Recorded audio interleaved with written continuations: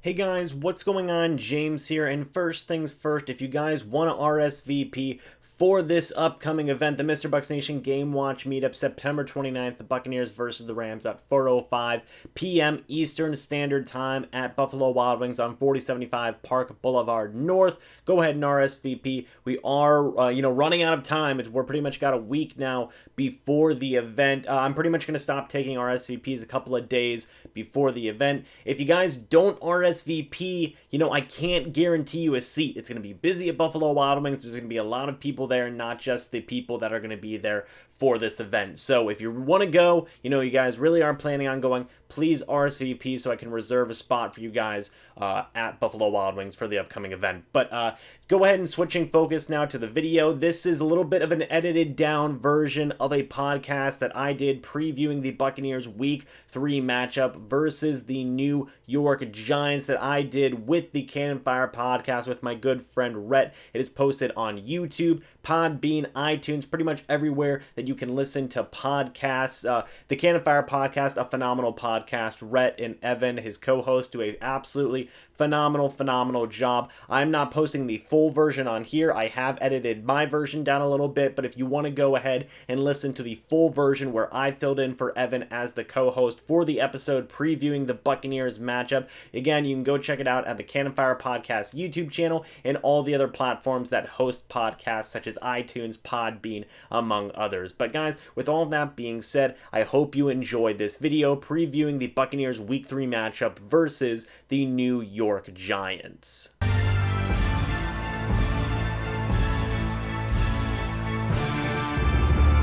Welcome back, ladies and gentlemen, to a brand new edition of the Cannon Fire podcast.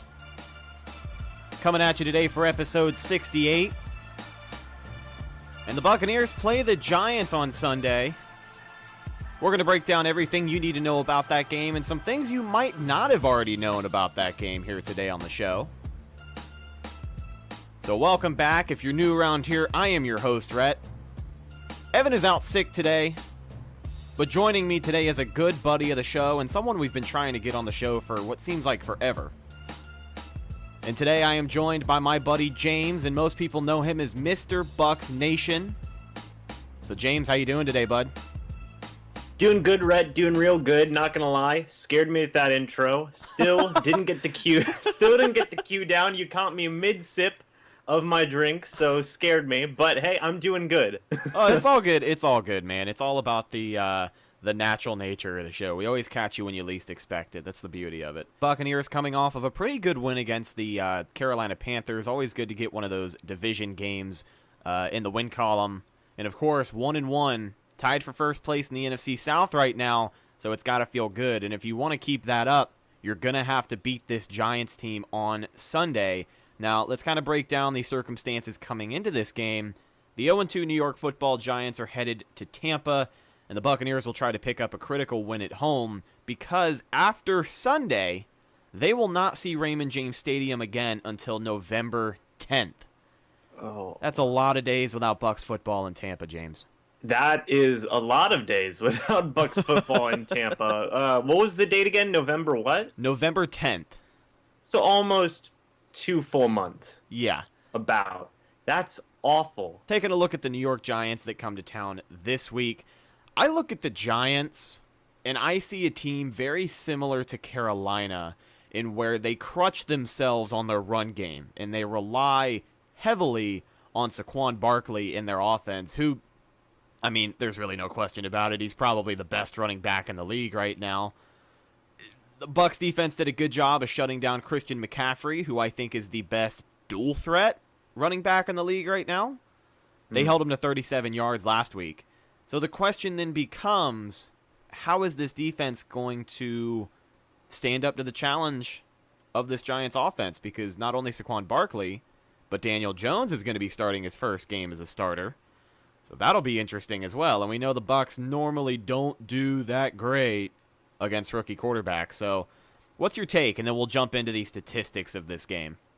So a lot of my thought process about, one, how to handle this Giants team goes a lot into what Bruce Arians has said about it in his recent press conferences. Now, Bruce Arians said before they played the Carolina Panthers that Christian McCaffrey, best dual threat running back in the league right now. He said that he used to think it was David Johnson, but then Christian McCaffrey came along, and the Buccaneers did a good job of containing him.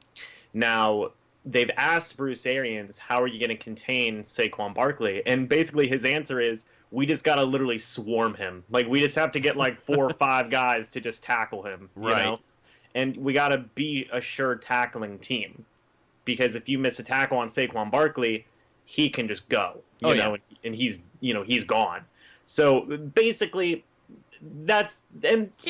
granted, that's literally like the only way. You know, it's just bring like 3 or 4 guys. Because they even asked Bruce Arians, saying, well, you guys stopped Christian McCaffrey. And Bruce Arians laughed and he said, those guys are on different planets. Yeah. Like, Saquon's faster, he's bigger, he's stronger. Like, it's just a big deal, you know? Yeah. So I think that, just gang tackle. Oh, yeah, definitely. That's the only strategy I can think of right now. and that's the only strategy that Bruce can think of, which is. And I'll say this, I think that's something that this Bucs team has done a little bit better, is kind of just send players towards the ball. Because a lot of what we had seen, especially in Mike Smith's defense, is not only players who can't tackle, but you would have guys out of position and be 10 yards off of the play, kind of like what it looked like when Greg Olsen was left wide open against Carolina. You just don't really have anybody there. We've seen a little less of that, and when we have seen guys get to the play, you've got 3, 4, or even 5 guys making a play on the ball to get that tackle. So that's what you really like to see. But let me throw some numbers at you about this New York offense. Because, yes, they haven't tasted victory yet, but a lot of people don't seem to realize this Giants team has no problem at all moving the ball on offense. Saquon Barkley averages 7.8 yards per carry, and the now benched Eli Manning found a new favorite target in speedy tight end Evan Ingram. The Giants average 420 yards of offense through 2 weekends. If this doesn't sound like trademark Buccaneers football, I don't know what is, because here's the kicker. Unfortunately for the Giants, the team's defense has surrendered 441 yards per outing and 63 total points in 2 games. If the Bucs are going to be a good football team this year, they have to beat the Giants. There really is no ifs, ands, or buts about that. If you lose to the Giants at home, it's just not that great of a look. You know what it reminds me of, Rhett, is it reminds me of the Buccaneers last year and the year before that, is really high yardage offense, but their defense is just, their defense is giving up as many yards as their offense is getting, Yeah. And that's, from what we've seen from the Bucs' perspective, that's not a recipe for success. 2, 5, and 11 seasons in a row with numbers like that. Much like in the case of the Carolina Panthers, I think that if you can stop their running back, I don't know how good that Giants offense is going to turn out after that. Another wild card in this offense for the Giants. We briefly mentioned it, but Eli Manning was benched this week in favor of Giants' first-round pick Daniel Jones. And if you had told me 2 weeks after the draft that Daniel Jones was going to be starting against the Bucs, I would have laughed at you. And I mean, now it is still kind of funny because, I don't know, that guy was a top 10 pick and people lost their minds. Yeah, he was a 6th overall pick in the draft, taken right after Devin White. So, it's going to be really interesting to see how he does. We talked about this at the beginning of the show. Bucs don't have a good track record with rookie quarterbacks and backup quarterbacks. Here's the thing, though. Bruce Arians, 6-0 against rookie quarterbacks. And I believe Byron Leftwich is 3-0 against rookie quarterbacks. I think that's a stat. Okay. No, Todd Bowles, I believe. I'm sorry, not Byron Leftwich, but Todd Bowles, 3-0 against rookie quarterbacks. Evan threw that out at us towards the end of the show last week, and it's really sticking with me because I hope we can keep the streak alive. To throw a rookie quarterback into his first game in the NFL against the Buccaneers defense that is hotter than they've ever been right now, I feel like for New York, it's just a recipe for disaster. And they're going to feed it to Barkley as much as they can. Or it's just going to be, Daniel Jones finds someone on a short slant route and they go for there on checkdowns all day. Per Seth Walder, the Buccaneers have a 60% pass rush win rate through 2 games, which is 4th best in the NFL. So, again, this pass rush is really something not to be tampered with. It is going to be a test to see if they can take advantage, because you got to shut down Saquon Barkley, but at the end of the day, you still have to pressure the quarterback. And they did that against Cam Newton. Now we just have to see if they can do it against New York, who arguably, I think, might be a worse offensive line. They'll really have to wake up offensively against the Giants, because you look at the defense, we just talked about the huge amount of numbers they give up. This is a chance for this offense to finally mesh and kind of figure out who's going to get a little more involved, because over these first 2 games, Mike Evans has been kind of scarce. First game against San Francisco, he was throwing up on the sidelines. He had that bug bothering him. Second game, I feel like he wasn't 100% over it. Like, he was out there playing, but I just feel like, he wasn't involved as he could have been. And he was getting double coveraged. He's been double coverage more than any other offensive player on the Bucs so far. But I think this game truly is a chance for Jameis Winston to not only get comfortable in finding each and every target that he has, but for these guys to just finally figure it out. And another guy that I point to in this offense that I really want to see step up against New York, and historically he's got a pretty good track record against the Giants, that's O.J. Howard. Yeah, O.J. Howard. Phenomenal tight end, right? This was supposed to be his breakout year where O.J.'s going to be a top 3 tight end. That was supposed to be like his year, Yeah. And so far, it's been rough. It's been rough, man. Not just in receiving the ball, but also in pass blocking, and in run blocking. He struggled a little bit. So I definitely want to see him improve here. Like you said, Giants defense. This is the one. Right. This is it. This is for everybody to get on track, build that chemistry. Evans, like you said, I kind of thought a similar thing of maybe he's not over that flu. Also double coverage. You want to take away Mike Evans, but then you have Chris Godwin, who we saw have a big game. Brashad Perriman struggled a little bit, which is sad for me because he's one of my guys. But Man. Sorry, go ahead. Oh, no, I was just gonna say that, like, this is the game. This is the game for all that stuff to get corrected here and really work on it. Totally. Brashad Perriman, I'm so upset with him right now because I did like him. I saw him as a great guy with a lot of speed coming from Cleveland. He kind of stepped up his game a little bit because, he was infamous for a very long time with just dropping the ball when he shouldn't be dropping the ball. And that's what we've seen from him these first 2 games, is he's in situations where he lets go of a football when he should not. I think of that drop touchdown against Carolina. Jameis put it right in the breadbasket, and he just could not hang on to that ball. And then I think about all the wide receiver talent the Bucs carried into the season. You got guys like Justin Watson, who I honestly think deserves a little bit bigger of a shot. Like, I think I'd like to see him in that offense at a bigger capacity. Scotty Miller, who is stuck around, but he's another one of the rookies. But Justin Watson is a guy that I think can fill the spot of Perryman and potentially do a little bit better of a job than Brashad has done so far. Such a big Brashad Perriman fan. He was one of my guys, and for the big one, that drop touchdown against Carolina. Yeah. That hurt my soul. Okay? I was not happy with that, and he does need to get back on track because he looked so good in training camp, and he had some good moments in preseason too. Now it's like, what happened? Like, what happened? Where are your hands? Like, where are your hands now, man? Like, you had him in preseason, so he's just got to get better. Justin Watson, that's definitely an interesting option. Bobo Wilson's still on the roster too, and Bruce Arians has been high on Bobo Wilson recently, saying he's had a good camp. He had some good preseason moments, so he could also get involved in the offense. And then Scotty Miller, that's a big one. He's been inactive for the first 2 games, so it kind of makes you think, like, what's going on with Scotty Miller? Is he in the doghouse because he was lingering coming back from the injury? Right. Is he not doing enough? What's going on there? So Watson, Bobo Wilson, something to consider, right? And taking a look at some other pieces of this offense, we talked about building confidence. I think another guy that we should talk about for a second is quarterback Jameis Winston. He had a fairly good game against Carolina. Wasn't a superstar game, but he didn't turn the ball over, and he didn't make any costly mistakes, except for that near interception against the guy we were just talking about, Luke Kuechly. But other than that, a fairly clean game for Jameis. But I'll say the first half of that game, he wasn't as confident as he could have been. We saw him come out, look a little anxious, got some happy feet in the pocket. This is a chance for him to just capitalize and kind of improve on what he showed us against Carolina, because, again, this Giants defense is not that great. So if you're going to slice and dice anyone up, it's going to be these guys.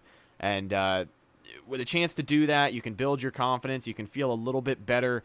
Just don't turn the ball over. Please don't turn the ball over, because this is the Giants team who has shown that they can't turn the ball over. So I think Jameis is in a position where it's really going to be on him how he ends up playing this week. It did. You said he looked anxious. To me, he looked like worried. Right. He looked like he was sitting there, and the only thing going through in his mind was like, "Don't turn the ball over. Just do not turn the ball over, Jameis." He's just telling himself that. He looked like his life depended on it. Which and fair credit, he had a good game. So I'm not saying he should think that way every game, but he didn't. He almost didn't look like Jameis out there. You know what I mean? Yeah, he looked very composed. Right. Which, hey, if composed Jameis means no turnovers, keep on being composed, man. Do whatever you got to do. Yeah. But I do want to see the momentum's back in his favor. He had that really bad game against San Francisco, came in, really cleaned up some stuff against Carolina, was spotless, So the Giants is just another game to just keep on throwing that momentum towards his direction. He's literally people are saying, "Oh, this is the perfect game for Daniel Jones." This is the perfect game for Jameis Winston. Yeah. No doubt. Todd Bowles is a guy who deserves all the credit in the world, because what we're seeing with this new scheme, we're just seeing guys play to the absolute best of their abilities. Ever since this new scheme has been implemented, Vernon Hargreaves III looks like a first-round pick. Shaq Barrett, again, has really stepped up. Kevin Minter in a backup position looks great. I mean, oh yeah, they know how to use these guys, and they know what they're good at and what they're not. And, when you're able to do that, you occasionally find guys getting into a groove like Shaq Barrett did, because you look at all three of his sacks, it really wasn't any help that he had. I mean, I'm not going to say that, having those two big hosses in the middle, Vita Vea and Ndamukong Suh, isn't going to help you out getting pressure on the quarterback. Oh, but yeah. Shaq Barrett was simply beating the offensive tackle. Like, that's how it was, So when these guys are playing to their strengths, it's amazing to think of what they can do. 3 sacks in one game, NFC Player of the Week, I'll take it. Well, then why do let's look at the last time the Giants played the Bucs. The final score, 38-35. Yeah. I do not believe for a minute that either of these teams are going to score more than 30 points on Sunday. And if they do, it'll be because the Buccaneers have a pick 6. Right, yeah. This is just such a different brand of Tampa Bay football. And I'll be honest, we've been doing this show for close to 3 years. It's kind of hard to predict now. I did not expect this defense to come out and be the strong point of this football team. I truly did not, and I'm very excited that it is. No, you're right, man. It is really surprising. I know that everybody wants to see that kind of air raid, like just go, 400 passing yards a game offense that we saw from Todd Monken and from Dirk Cutter, and that was fun. But what I think that we're seeing now, what Bruce Arians has basically admitted to, is that we're a team that's going to have a good defense, and we're a team that's going to run the ball a lot. He said, he said that multiple times. So I think the days of like this insane, let's just throw it 50 times a game and get Jameis Winston 400 yards. Sure, he throws 4 picks or something like that, but hey, he threw for 400 yards, so that's the fun. Bucs are a top 10 defense at the end of the year, so yeah, none of that matters. One last thing we'll talk about on the offense, and then we'll do a quick checklist of what the Bucs need to do to win this game. The running game, I'm very excited, because what we've seen so far is that Peyton Barber and Ronald Jones are both very productive running backs. And depending on who they throw in there, they could throw both of them in there. You really never know, because it's a week-by-week thing. I'm just excited to see what they can do because this Giants defense, again, you kind of point to their weaknesses. They give up quite a bit of yards, and I'm expecting some of those yards to be on the ground this week, right? I think the plan usually has been the first 2 weeks at least is Peyton Barber gets the first crack. Depending on how he does, either Ronald Jones will get some more work or he'll kind of only get a few touches. I think that's been the process through the first 2 games. Yeah. So they've both looked great. I think you could have either one be your starting running back for a full game, and they would both do really good. So I really want to see this run game. Like we said earlier, Bruce Arians, he seemingly wants to be a run first team now, which is going to be interesting. And it'll be cool because initially everybody thought Peyton Barber. I saw Bucs fans were kind of wishy washy about Peyton Barber, but he's come in and he's done the work. Oh yeah. So, and for Ronald Jones to have the bounce back that he's had so far, especially given the year he had last year where Dirk Cutter Dirk Cutter didn't play him. So now Bruce Arians says, I'm going to give you a chance, and he's taken that chance, and he's literally running with it. I see what you did. There you go. I'm sure everybody has used that joke. It'll be nice to see. I'm excited about the run game, too. I think that we have a legitimate rushing attack in both of those guys. Against this New York Giants team, like we've said, their linebackers are a bit iffy. This should be a game where I could see both of them excelling. I think this is the game that Ronald Jones finally breaks that big one. Whether it's for a touchdown or not, I think he'll maybe have a 15-plus yard run, and that'll be pretty cool to see. So, yeah. The running backs, we're going to look for them to be productive. The offense is going to have to mesh. So, let's do a quick checklist of what the Bucs have to do to win this football game, and then we're going to pack up and get out of here. So, first things first. On defense, you got to hold Saquon Barkley to under 100 yards. He is a next-level running back and a guy who can basically shape the game. Like if the offense, if the offense for the Giants can't get anything going, but Saquon has 140 yards plus, this is going to be a close football game whether we like it or not, because you have to have an answer for a guy like that, and that's a big test for the Bucs defense. He's so good. Like, it's insane how good Saquon Barkley is. Yeah. Like you said, he can shape a game. He can be a game wrecker, for opposing defenses. So you really got to contain him. That's literally that is priority number one before anything. Number two in the 2018 draft, by the way. I had to do a quick Google search on that one because it's hard to believe with as good as he is. He's been in the league this is his second year. Yeah. Yeah. It's kind of crazy to believe.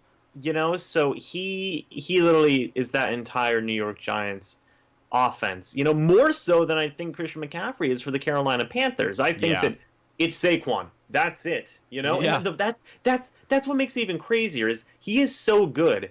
Defenses know he's their entire offense, and there still is some situations where they can't do anything about it. Second on the checklist, you got to put pressure on Daniel Jones. Yes, we just talked about how much they utilize Saquon Barkley, but Daniel Jones is a rookie coming into his first game in the NFL. You do not want to make things comfortable for him. If you can rattle him in the first half, that's all you got to do, man.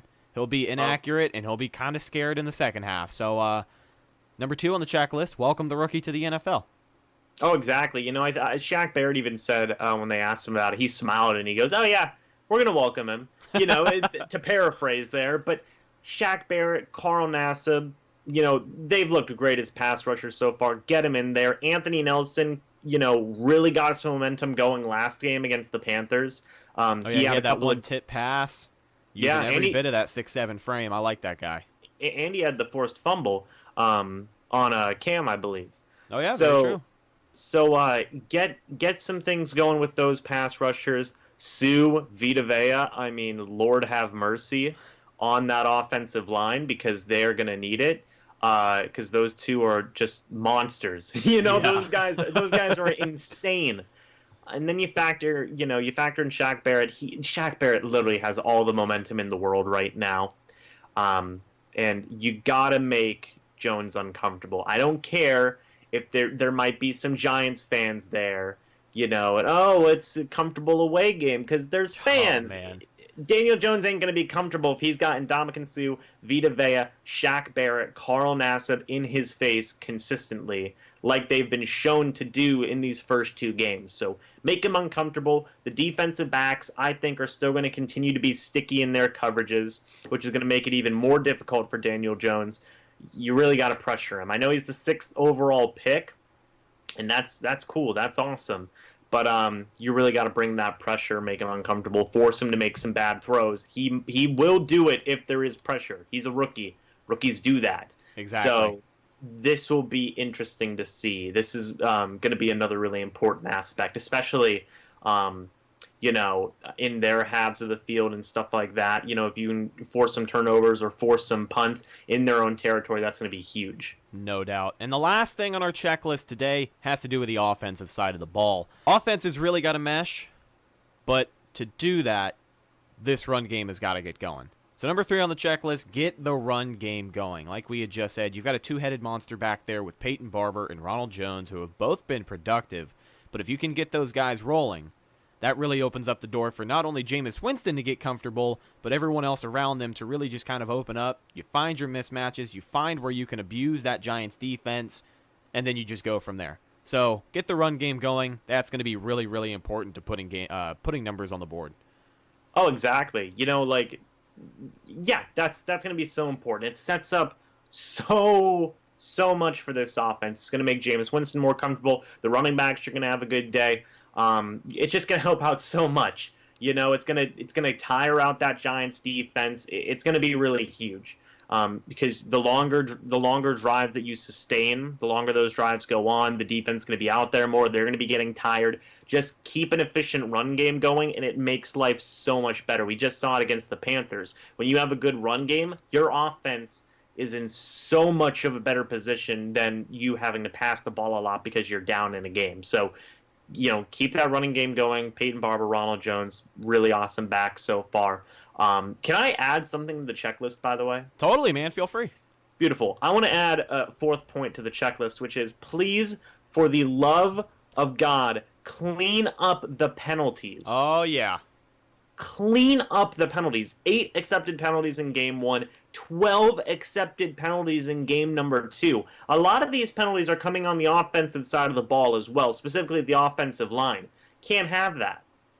It's a lot of we've used the term before, it's a lot of Bucs beating Bucs. It's a lot of stupid penalties that can be avoided, and it just comes down to discipline. So it's stuff that's got to be cleaned up. But yeah, this is a team that, if you're going to beat a team like the Giants, don't let them beat you with your own penalties. Right, because that's the thing, man. That's the thing is, team like the New York Giants, you might have them in, bad situations. You might be winning, but if you keep on getting these penalties, you let a team like the New York Giants come back into that game, And we can't have that, okay? We just simply can't have that. I think the league average is 5 to 6 penalties. Buccaneers are way above that at this point. One of the most penalized teams in the league right now. Clean it up, because when you clean up those penalties, I guarantee you this Buccaneers team will look so much better than they've looked. You Yeah. They will look so much better. They won't stop shooting themselves in the foot. They'll be causing even more punts and even more good situations for their offense and defense. So that's a really big thing, I think, so far that has been plaguing this Buccaneers team is penalties. If you clean up those penalties, we're going to be so much better, Absolutely. So I would say that's point number 4 is clean up those penalties, man, because it's bad. It's just bad. You're going to give Bruce Arians a heart attack. He can't have that. Yeah. Guy's 66 years old. I mean, he's kicking out there with everything he has. Yeah, man, so just don't get penalties. Bruce ain't going to handle it. He's got his list, his accountability sheet. You guys know you're going to keep on getting on that sheet and keep on getting yelled at about it, so just tone it down, okay? Absolutely. I am with you 100%, James, and I'm honestly surprised we didn't talk about that sooner. But to be frank, I'm just really, really excited to watch the Buccaneers play football again this Sunday because, yes, it's week 3, but I'm still getting used to seeing these guys on my TV every Sunday. And you know what? I'm damn glad it's finally happening. So there's your checklist. What you got to do to beat the New York Football Giants. They're an 0-2 team. If you're the Bucs, we're going to find out just how good of a team they are, because at the end of the day, good teams beat bad teams. But ladies and gentlemen, that's just about going to do it for this episode of the Cannon Fire Podcast. Thank you so much, James, for coming in and filling in last minute. Really coming in clutch. So before we wrap up, tell us a little bit about your channel, and tell us a little bit about that Week 4 watch party you got going on.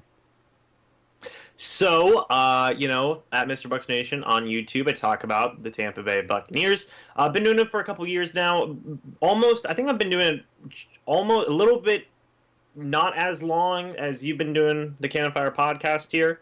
But I've been doing it for a couple of years now. I've been talking about the Bucs. It's been a lot of fun. Had a lot of fun growing the community and whatnot and getting a lot of people involved. So that's all fun. September 29th, I do actually have a game watch meetup type of thing that is going to be at Buffalo Wild Wings. If you guys want to go find out more information about that, you can go to my channel to go check it out. Let me actually, hold on, Rhett. I need to pull it up here. You're good, man. Let me pull up the information here. But it'll be for the Rams game, and it'll be at the Buffalo Wild Wings. It will be for the Rams game at the Buffalo Wild Wings. Hold on here. Hold your horses, everybody. I'm almost there. We just got to find out which Buffalo Wild Wings it is. Yeah, here it is. So it's at Buffalo Wild Wings, 4075 Park Boulevard North, Pinellas Park, 33781. Buccaneers versus Rams, September 29th, 4:05 Eastern Standard Time. Rhett, you're going to be there, right? Yes, I am going to do my damnedest to make it out there. If I'm off that day from work, I will definitely be there. Yeah, so it's the first event I've ever done of something like this. Pretty excited for it. Very excited to see how it goes and whatnot. Having everybody come together as a fan community and whatnot, talking about some Buccaneers football, watching them play the Rams. It should be a lot of fun. So I'm excited to have that event. Nice. Well, we're very, very excited to be a part of it, and I'm excited to be out there, man. It's going to be a good time watching some Buccaneers football. You can follow me on social media at Redicus on Instagram and Twitter. You can follow my co-host today, James, on social media at MrBucsNation, Instagram and Twitter. Also check out his YouTube channel as well, where he does almost daily videos about the Tampa Bay Buccaneers. So a great product from James going on over there. Make sure you follow the show on social media. We are on Facebook at Cannon Fire Podcast, Instagram and Twitter. Same exact thing, Cannon Fire Podcast. And before we go, I've got to let you know about our newest sponsor here on the show. Do you need printing? Do you have an image for your business? Well, Pinecrest Printing has you covered. They've been providing the Tampa Bay business community with quality commercial printing and design since 2001. Their printing professionals are ready to provide you with quality marketing solutions for today's industries. They're also the newest sponsor of the Cannon Fire Podcast. Give them a call at 813-684-5444, or you can check out the website at pinecrestprinting.com. And if you're watching with video on YouTube, you might have noticed over my shoulder, we've got a brand new CFP Pinecrest Printing banner. That's a great sponsor gift for an awesome sponsor, and who knows, maybe we'll have some new goodies to get hooked up with here over the next few months. Stay tuned. pinecrestprinting.com. But ladies and gentlemen, that's all we have for today's episode. Thank you so much for listening and watching, whether it's on YouTube or BucsReport.com. James, thank you once again for coming on the show. Thank you for having me on, man. Greatly appreciated. And Evan and I will be back to talk to you guys Monday after the Giants game. So until then, I am Rhett, signing off for James, and we will talk to you later. Go Bucs. Go Bucs.